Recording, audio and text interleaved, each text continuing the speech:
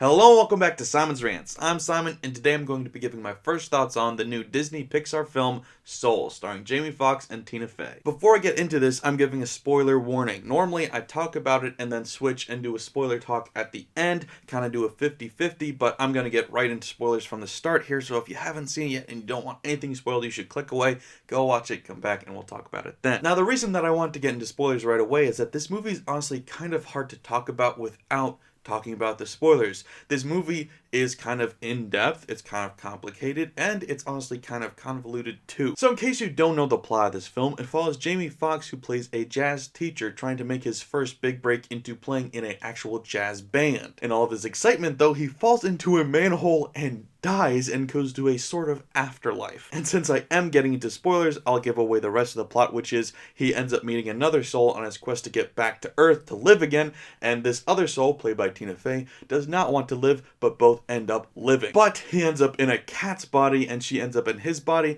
It's a bit of a body swap comedy, which I didn't see coming. There's a lot of things about this movie that I honestly didn't see coming, from the plot to the direction this movie takes and so on. Before I get into the nitty-gritty of the plot though, I want to get out of the way a couple of points, and point number one, this movie has been praised as having great animation, and it really deserves it. It is so much fun to look at. Not only is the animation extremely realistic in the backgrounds and the textures, and obviously they're cartoony characters, but it just looks so good. And on top of that, you've got crazy visuals that aren't something that you're used to seeing in a kid's movie. It almost feels like 2001 meets Avatar meets Interstellar meets Mario Odyssey meets the Muppets. There's so much going on. It's so crazy to look at, and it's so amazing to look at. Being in this strange afterlife in between area, there's so many crazy out of this world visuals that are so amazing to look at, that are nothing like I ever saw as a kid in any movie. The closest thing that I can compare to it is Fantasia, but that doesn't even come close, and Fantasia wasn't actually even originally intended for kids.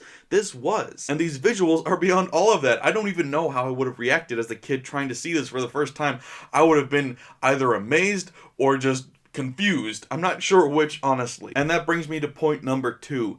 This plot is similar, and I don't know how kids are going to react to this. Honestly, I don't. Because like I said at the beginning, this movie is somewhat convoluted and confusing and in-depth. Now, I know in the past that Disney and Pixar have had these heavier subject movies intended for kids, and I love that. I love movies like Inside Out that give kids a lot to chew on, a lot to work through, because kids can understand and grasp so much more than we give them credit for, and I hate when we assume that kids don't understand stuff when they really can. And so I don't mind that this movie does that, but honestly, I don't know if it goes a little too far in this case. Not that kids can't understand most of this movie, I think they will be able to, but even as an adult watching this, I wasn't eager to ever watch this again because it's a bit heavy, it's a bit heavy-handed. It was a lot to work through.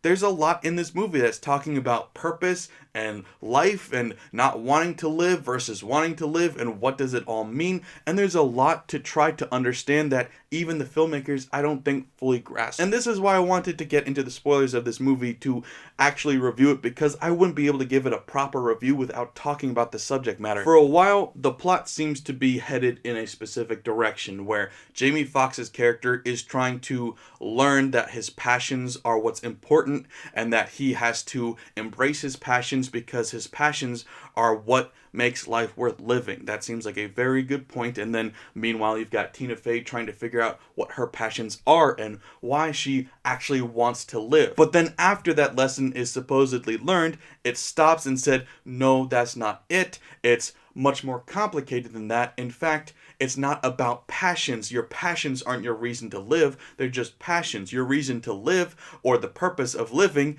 is your desire to live. And I struggle with that on multiple levels, and maybe that's not entirely what they were trying to say, but that's what it came across as. But if that is what they're trying to say, then your desire to live is I wrote it down in my notes. Let's see how I wrote it down. The point of the movie was trying to say, don't worry so much about finding your purpose in life and just focus on living. But if you do that, you'll end up pursuing your passions, and therefore your passions become your purpose again, and therefore your passions are the reason you're living, and so you're back to square one. It's frustrating because it's like it was trying to say your passions aren't the reason you're living, because you've got that scenario where you've got the guy who wanted to be a vet, and then he became a barber instead, and then this guy who wants to be a jazz musician, it doesn't say what he ends up doing, but maybe he becomes a jazz teacher again, or maybe he does anything else. He doesn't have to do that passion to desire to live. And I get that, and I understand that, but they went on to have other passions. So your passions still dictate your will and desire to live. Your will and desire to live is based around loving life, and you love life because you're passionate about it. So maybe it's trying to say that you should just be passionate about living, but I think we're passionate about living because of our passions in life, if that makes sense. Maybe your passion is jazz. Maybe your passion is art. Maybe your passion is teaching. Maybe it's criticism like this. Maybe it's something like that. It could also be as simple as maybe you have a passion for food. You love trying new foods. Or maybe your passion is raising a family. Or maybe your passion is having pets and taking care of pets. Maybe your passion is having a garden. Whatever it is, those are part of living. Those are your passions, though. That's what makes life worth living. And so it seems like it's kind of a mixed metaphor in a lot of ways, because it seemed like it was making a really good point. I got honestly very emotional at a certain point in this movie when it was talking about passions and how important they are. And then it seems to kind of sweep that under the rug and say, no, that's oversimplified. You should just love life because you should love life. And that seems the opposite of more complex. That seems oversimplified and somewhat silly, because not everybody loves life, but everybody has passions. And so if you can increase those passions, you can fuel those passions, you can turn those passions into something worth living for, then that's what makes life great. What makes life great isn't the fact that you're alive. What makes life great is the things that you can do because you are alive. So I agree and disagree with the point that they're making, and I'm just kind of frustrated because, one, this could have been that first point. That was all you needed to say. You made a great point, and then you said, no, let's move on because that wasn't good. Let's make a second point. And then two, this is a kid's movie. And I, as an adult, am struggling with what you were trying to say. I don't know how many kids are going to fully grasp this either. Now, you don't need to fully grasp it to enjoy it. I still would say that I enjoyed this movie for the most part. That last half hour when they kind of contradicted themselves was a little bit hard to get through, but I still enjoyed the overall movie. There was a lot to look at that was enjoyable. I enjoyed the basic idea of this movie, despite disagreeing with some of the points that they made. But overall, I enjoyed this movie. And I think some kids may enjoy this movie too. But like I said before, I don't know that any kid is going to be wanting to watch this every day. As a child growing up, I would watch The Lion King literally every day for a section of my life. And for a different section, it was the animated Robin Hood, and it was Aladdin, and different movies like that. And I know for kids nowadays, there's a lot of kids that watch Frozen every day. I can't imagine any kid is going to want to watch this every day. And you may say, that's fine. This movie is a heavier subject that is only for once in a while consumption, and that's fine. But I think if you're trying to get kids interested in thinking these kind of thoughts and exploring these kind of ideas, you can ease them into it with a much more interesting and fluid plot. Like The Lion King. The Lion King talks about so many deeper subjects like loss and like responsibility and purpose and all of these things. Yet the movie was so amazing and so eye-grabbing and so entertaining for everybody that I wanted to watch the movie every day.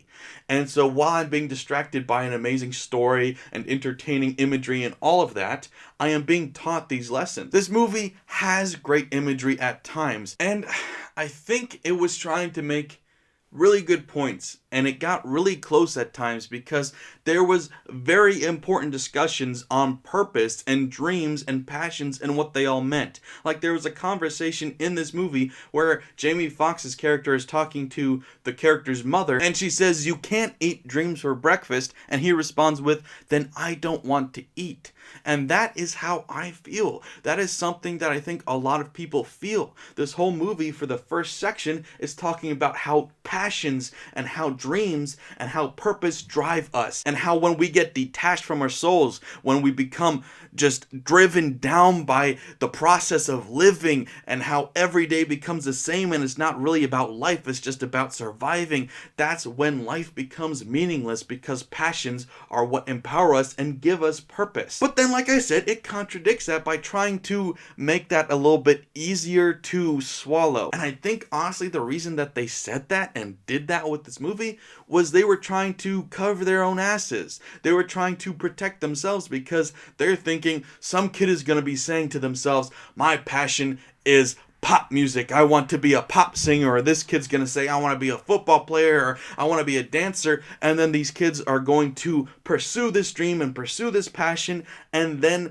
they never make it. And then they look back on this movie like, it lied to me, because my passions aren't why I'm living, so why am I living at all? And yeah, if you had left it there, that would have been what you were implying. But you could have expounded on it in a more intelligent and honest way. The whole character with the barbershop, where he wanted to be a vet growing up, but then he became a barber because he became passionate about something else. Because sometimes passions just don't work out, but there are so many more things to be passionate about. And they kind of hint that direction, but they don't say that. They say, like, the other thing about how life is just the reason, or the desire to live is the reason to live, and that's not true either. Okay, I'm struggling to make my point, so I'll give just a personal, honest example. This channel right here is my passion. I love to do this. I love to make reviews. I love to talk about movies. I love to make fun of movies. I love to joke about movies. I love movies. I love talking about them. I love everything I do on this channel. That's why I do it. I am passionate about it. And my passion of making this channel and doing everything I do on this channel is what helps me get out of bed in the morning. I don't get out of the bed in the morning just loving life, because I don't. I get out of the bed in the morning because I'm passionate about this. And it's not what I do for a living. I don't get paid nearly enough from doing this to survive. I have to work a full-time job on the side. I also put in full-time hours into this. I essentially work 2 full-time jobs just to do what I'm passionate about. But because if I didn't get to do this, then I wouldn't want to do anything else. And that's what they should have said in the movie. That's what they should have said. He should have said something about, "I don't get to do jazz full time. It's not my job, but I just do it because I love it." And maybe he could have gone back to being a teacher, or maybe he could have done literally anything else, because it didn't matter, because what he got to do on the side was his passion, and that was his reason for living. And that's fine.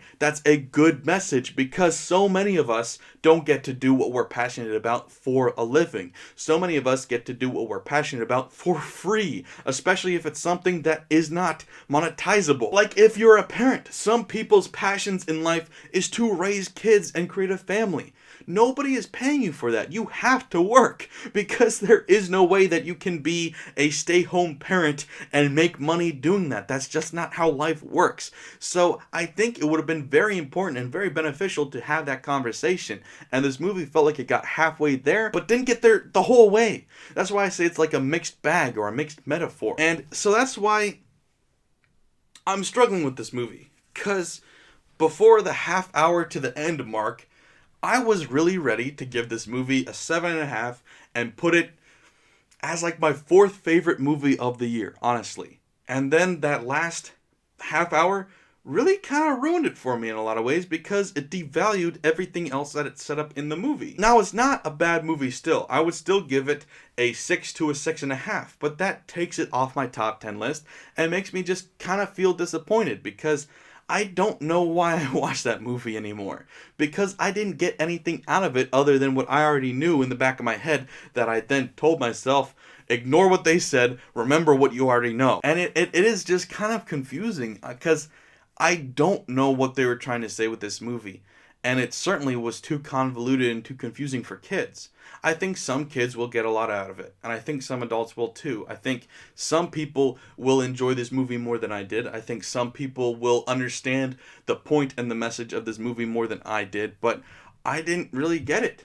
And I don't think that it really fulfilled the promise that it seemed to be making of an emotional powerhouse of a movie. It really felt like it was going that way. I was tearing up multiple times leading up to this end, this climax of a movie that was really rather pitiful, honestly. It was wonderfully made. Like I said, the animation was beautiful. The acting was great. The comedy was great. The writing was really good. It was just the point of this movie was lacking. Because the point of this movie was to say that there wasn't really a point, but to try to sugarcoat it as much as possible. Which is a shame because the rest of the movie wasn't really sugarcoated at all. They just straight up said a lot of heavy things for kids, like about life and death and not wanting to live. They said some heavy things in this movie. Sure, they said it kind of fast and a little bit dismissive, so if you weren't paying attention or you didn't understand it, you might miss it, but they never sugarcoated any of it. They never tried to make any light of it. But then the end of the movie, they kind of just rushed through this mumbo-jumbo about how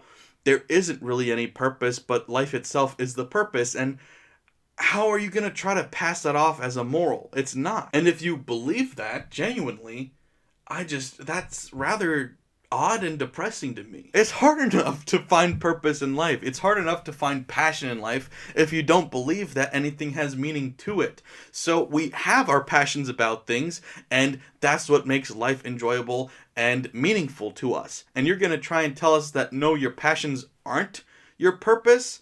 The purpose to life is living. I don't even know what that's supposed to mean. I don't get it. Unless it's what I already ran through. I'm going to be repeating myself here. But it's just that whole, I don't buy it. I don't buy it. And so it's frustrating to watch this movie because it was very well made, but at the end I can't give it a really positive rating when the whole purpose of the movie was to try to make a point, and its point was rather rounded. It wasn't very pointy. But just for argument's sake, let's just say that you agree with the point of this movie. Let's say I even misunderstood the meaning of this movie and that it is something extremely important and extremely poignant and something that all kids need to hear. Even if you take all of that extra provision that I'm offering you, all of those benefits of the doubt that I'm offering you, this movie was still almost 2 hours, convoluted, and confusing to the point that an adult, a 25-year-old man, didn't quite put together the meaning of it. Does that mean a child can't watch it and get something out of it? No, of course not. But the average child won't. And I believe personally that the average child will be bored by it. Because ultimately, it's a somewhat long movie about a grown adult man deciding what his passions in life are and what's the purpose of living. That's not really a kid-friendly movie. And I know that they made him cute and blue and bubbly for a while, and that helps, I'm sure, with keeping kids' interest. But a lot of this movie is watching an adult man walk around doing adult man things. Yeah, he's got the body swap thing where he's in the cat and the other soul's in his body, but still, there's not much entertainment there for children. At least, I don't think so. Maybe I'm not giving enough credit to kids. Maybe kids will find this more interesting than I think they will. But I really don't think they will. I would love to believe that kids and adults have ever-growing attention spans and we're even better at sitting still and watching something than we were 100 years ago, but the truth is quite the opposite. Our attention spans are shrinking. So I just don't know how the same studio that could put out movies like The Incredibles and Toy Story will think that this is the best way to try to teach kids a lesson. Toy Story taught me so many great lessons as a kid. The Incredibles taught me a great lesson as a kid.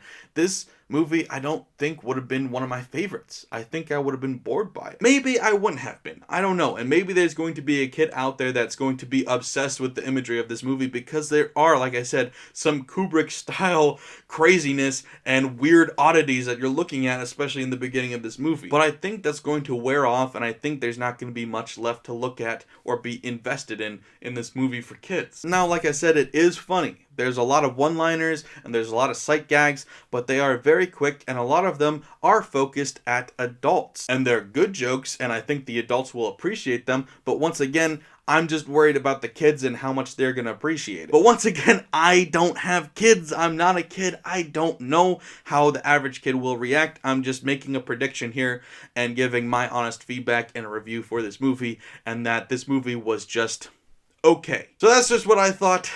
I know I'm probably going to get a lot of angry Disney fans, maybe some angry parents, but honestly, maybe I'll get some parents and some fans agreeing with me. So if you do agree with me or disagree, let me know in the comments below what you guys thought. And of course, don't forget to like, share, and if you're new here, subscribe. Thanks, guys.